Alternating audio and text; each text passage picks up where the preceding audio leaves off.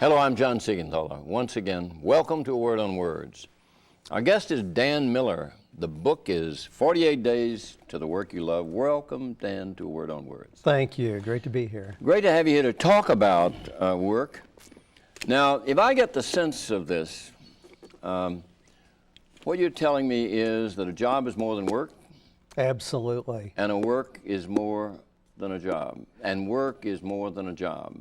That's true. That's a good start. There are some words that we usually throw in the same pot, and they really need to be distinguished. Those words are vocation, career, and job. We get too myopically focused on the job, and job is just what we do daily. Vocation is a little broader look at what we're doing, and that ought to include concepts like a person's purpose, mission, destiny, calling, a little broader sense of why we're doing what we're doing. Career then is a subset of that. So if somebody wants to help reduce pain and suffering in the world, there are many careers that would in fact allow them to fulfill that. Job then is just a subset of careers. So if somebody wants to be a nurse, there are probably thousands of jobs as a nurse. But thus it puts a different perspective on what the job is. Changing a job should never change somebody's vocation or calling. But we have to get away from looking myopically at the job we do daily as being the defining criteria of who we are, what our value and worth is. We've got to move away from that. And if we do so, it takes the pressure off jobs coming and going, which they will. But losing a job or quitting a job, it should not be devastating. It should not give somebody the sense that I've got to go back and start over. We just look for a new application. You maintain that anybody can be happy in a job, and that nobody should permit themselves to be unhappy in their job.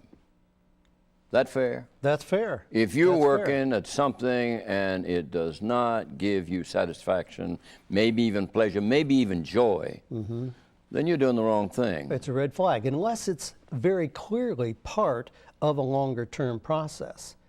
Now, if somebody is in graduate school and they go to work delivering pizzas or throwing newspapers in the morning, I don't expect that to be their dream job and for them to just love it necessarily. Well, let me ask you about you. You say you've been a farmer, that you've sold automobiles, that you have run a vending business, a vending machine business. You've been a psychologist. You've taught psychology. You've worked as a therapist. Certainly, or maybe I'm wrong, you couldn't have been happy in all those jobs. You know, that's a great question, but strange as it may seem, I really have loved doing a lot of different things. But I always saw those as parts of a bigger picture. Again, not the total center of my life and the only thing that I was doing that was fulfilling. But I've enjoyed doing a lot of different things along the way. But I was always clear about where I was going.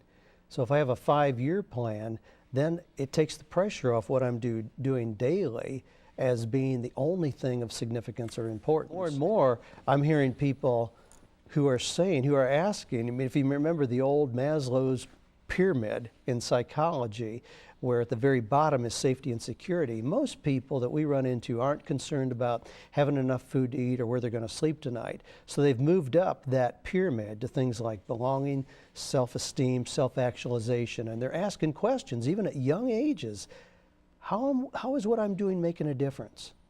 And those are the kind of questions that require having a clear sense of what it is that you're a part of that goes beyond your day-to-day existence. Now, I would have to admit, most people looking at me would say I'm a workaholic. I love what I do, and I invest a lot of hours doing what I do. But I'm at a season of my own life where I don't have as much pull for children. Our children are grown. My wife is supportive and understanding. I don't commit to a lot of other things socially.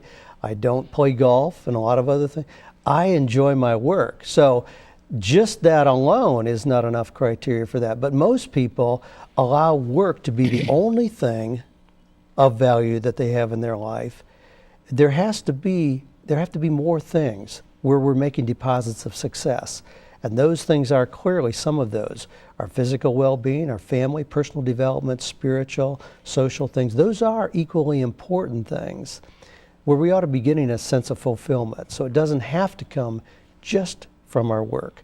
Now, a lot of people who are workaholics really are addicted in the same way that we see other kind of addictions, where it's a very unhealthy thing, where they are making no deposits of success beyond that. When you look at how career choices are made early in life, we put a lot of pressure on 17, 18, 19-year-olds to make that decision. And a lot of times the decision that charts the course of their life is made with less thought than what they put into deciding where they're going to spend spring break.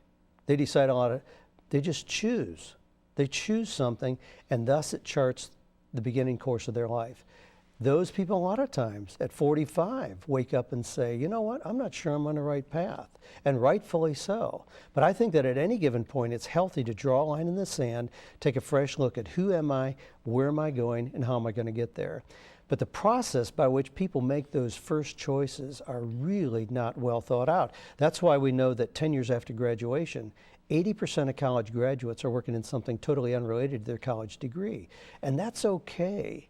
We ought to see, especially at the bachelor's level, education is a process of broadening one's horizons. It increases options, but it very seldom forces you into a rut from which there's no escape. So we have to see this as a continuing journey. It's not a matter of, I don't encourage people to just use a better process to make the best choice at 18 and never change it. I just encourage them to allow themselves the freedom to look at it at any given point on the journey of life, to take a fresh look. And if they need to change jobs, no problem. If they need to change careers, we go back and look at vocation. What is the big picture? What is it you're trying to accomplish with your life? Can we change careers, even if it's something like a dentist or a physician or an attorney? Absolutely. What you mentioned adds another intangible component that is really difficult for people to struggle with. Because if you've studied academically to be an engineer or a scientist or a physician or an attorney, that's one thing. But when you superimpose on that the sense of being called by God, yes, that's really, really challenging. People have the sense that it's an all or nothing thing. If I leave being a pastor, then I've somehow ignored God's call in my life. But see, it's not like that. I mean, this particular gentleman you referred to used a term that has haunted me ever since, sanctified ignorance. He just had this blind belief that if he was somehow pursuing God, that whatever he did would somehow work out. Well, there are all kinds of red flags in his physical well-being, emotional well-being, not having the affirmation of other people. Those are red flags. I mean, what does God have to do? Knock him in the head? You're on the wrong track. But there are things you can move into, and there are things you can do, even if somebody has a sense of being called to ministry. Being a pastor is just one particular application. Explain what 48 days gives you 8 days to rest. Biblically, God used a lot 40 days to dramatically change the direction of individuals, nations, countries. So being Americans, I throw in a few extra days, 48. Actually, I knew I could get some name recognition from 48 Hours as a TV show. So I used it partly as a marketing tool, but it came from my frustration with seeing people who are very competent, intelligent people recognize they're not in a good place. And even after we create a plan of options, a month goes by, a year goes by, 5 years goes by, and they're in the same place.